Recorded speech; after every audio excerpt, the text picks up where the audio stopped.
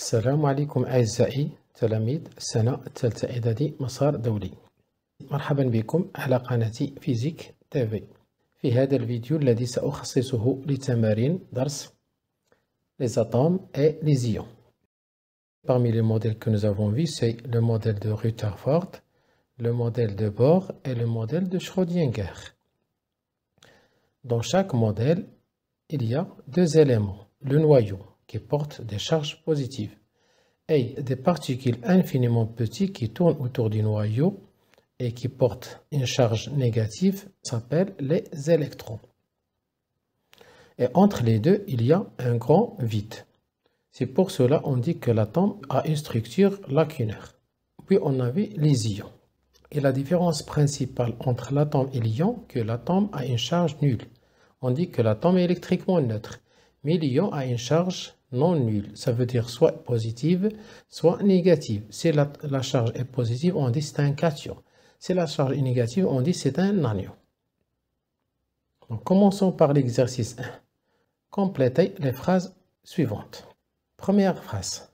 L'atome est constitué d'un entouré des électrons. On sait que l'atome se compose de deux éléments, un noyau et des électrons. Donc on va y ajouter un noyau, entouré par des électrons formant un nuage électronique. La charge du noyau d'un atome est toujours, on sait que la charge du noyau est toujours positive. Et s'exprime par la relation C plus ZE. Chaque électron porte une charge. On sait que les électrons portent toujours une charge négative. Donc chaque électron porte une charge négative où la charge d'un électron est notée par moins E. La charge négative des électrons d'un atome s'exprime en fonction de E par. Donc pour calculer la charge des électrons, on utilise la relation moins ZE. La charge totale d'un atome est. On sait que la charge totale d'un atome est nulle car l'atome est électriquement neutre. Le nombre de charges positives du noyau d'un atome est appelé, donc le nombre de charges positives s'appelle le numéro atomique. On note le numéro atomique par la lettre Z. Un ion est un atome qui a soit gagné, soit perdu des électrons, maximum 3. Donc je vais écrire perdu ou gagné. On passe à l'exercice 2. On va répondre par vrai ou faux. Passons à la première phrase. Un cation est un atome ou un groupe d'atomes qui a gagné un ou plusieurs électrons. Donc le cation, c'est un atome ou un groupe d'atomes qui a perdu des électrons. Donc c'est faux. Un anion est un atome ou un groupe d'atomes qui a une charge négative. Oui, l'anion, c'est un élément qui a une charge négative. Vrai. Un atome est toujours électriquement neutre. Oui, vrai, un atome est toujours électriquement neutre. Et aussi la molécule est électriquement neutre. Mais l'ion n'est pas électriquement neutre. On passe à la phrase 4. Un ion monoatomique est constitué par un ensemble d'atomes. Un ion monoatomique est un ion qui se compose d'un seul atome. Donc c'est faux. La charge électrique de l'ion est toujours nulle. Non, la charge électrique de l'ion soit positive, soit négative. Donc on dit que l'ion n'est pas électriquement neutre. Donc c'est faux. La structure de l'atome est lacunaire. Donc on sait que l'atome se compose d'un noyau et des électrons. Et entre les deux, il y a un grand vide. C'est pour cela qu'on dit que l'atome a une structure lacunaire. Donc c'est vrai. Passons à l'exercice 3. On va classer les ions suivants dans le tableau. Voilà, dans le tableau, on a des cations, des anions. Monoatomique, polyatomique. Cation, c'est un ion positif. Monoatomique contient un seul atome. Polyatomique contient plusieurs atomes. Aussi, l'anion, c'est un ion négatif. Monoatomique contient un seul atome. Polyatomique contient plusieurs atomes. Donc CO3, c'est un anion, car il y a une charge négative. Polyatomique. Donc CO3 de moins est un ion polyatomique car sa charge est négative et contient plusieurs atomes. Cl-, c'est un anion c'est un anion qui contient un seul atome, donc c'est un anion monoatomique.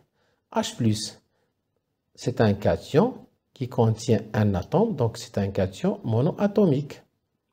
NH4+, il y a une charge positive, donc c'est un cation. C'est qu'un cation se compose de plusieurs atomes, donc c'est un cation polyatomique. OH-, c'est un anion qui se compose de deux types d'atomes, donc c'est un anion polyatomique. Na+, c'est un cation, car il y a une charge positive ici, un cation qui se compose d'un seul atome, donc monoatomique. On passe à l'exercice 4. La charge électrique du noyau d'un atome est 27,2 10 à la puissance moins 19 coulombs. Trouvez la charge du nuage électronique en coulombs. Donc la charge du nuage électronique, ça veut dire la charge des électrons de cet atome. On sait que l'atome est électriquement neutre, ça veut dire que sa charge est égale à 0. Donc je peux écrire que la charge du noyau plus la charge des électrons est égale à 0. C'est-à-dire que la charge des électrons est égale moins la charge du noyau. On dit toujours que QE est l'opposé de QN ou QN est l'opposé de QE. Enfin, je peux écrire que QE est égal à moins 27,2 10 à la puissance moins 19 coulombs. Donc c'est l'opposé de QN. Question 2. Calculez le numéro atomique. On sait que la charge du noyau est égale à toujours ZE. Donc, le numéro atomique Z est égal à la charge du noyau divisé par charge élémentaire. Je fais l'application numérique. Donc, 27,2 10 à la puissance moins 19 sur 1,6 10 à la puissance moins 19. Donc, je trouve 17. Exercice 5. L'atome de calcium Ca a un numéro atomique Z est égal à 20. Ça veut dire que l'atome de calcium contient 20 charges positives. Combien d'électrons dans l'atome de calcium? On sait que toujours dans l'atome, il y a autant de charges positives que de charges négatives, car l'atome est électriquement neutre. Donc, je peux écrire que le nombre d'électrons d'un atome est égal au nombre de charges positives Z. Donc, N est égal à Z est égal à 20. N, c'est le nombre d'électrons. Z, c'est le numéro atomique, est égal à 20, d'après les données de l'exercice. Question 2. Déterminez la charge du noyau de cet atome en coulombs.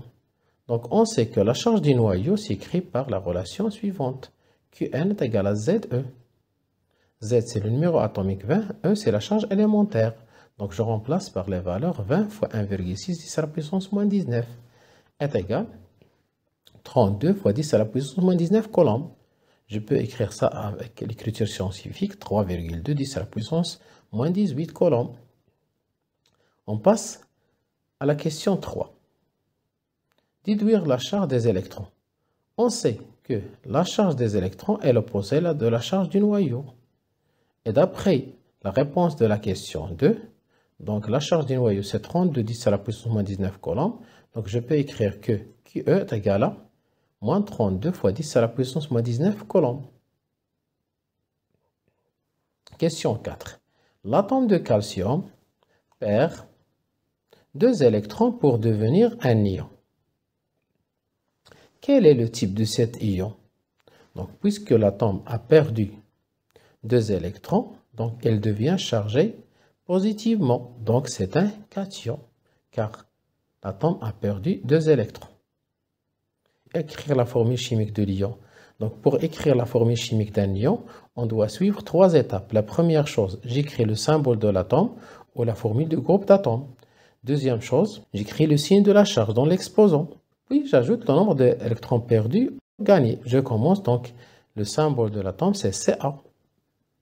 Puis, puisque c'est un cation, je vais écrire plus en exposant. Avant plus, je vais ajouter le nombre d'électrons perdus, C2. C. Calculer la charge de cet ion en E et en C. Ça veut dire en charge élémentaire et en coulomb. Donc, d'après la formule chimique, je peux écrire que la charge de l'ion est égale à 2E. C'est avec la charge élémentaire. Puis, je transforme ça en coulomb. Je remplace E par sa valeur, 2 fois 1,6 10 à la puissance moins 19. Je trouve 3,2 fois 10 à la puissance moins 19 coulombs. Je passe à l'exercice 6. L'ion dichromate est constitué de 2 atomes de chrome, Cr, et 7 atomes d'oxygène, O. Sachant que la charge totale de cet ion est moins 3,2 10 à la puissance moins 19 coulombs, et la charge de son nuage électronique est égale à moins 1,696 fois 10 à la puissance moins 19 coulombs. Donc, on sait ici la charge de l'ion et la charge du nuage électronique. Les deux sont négatives. La première question.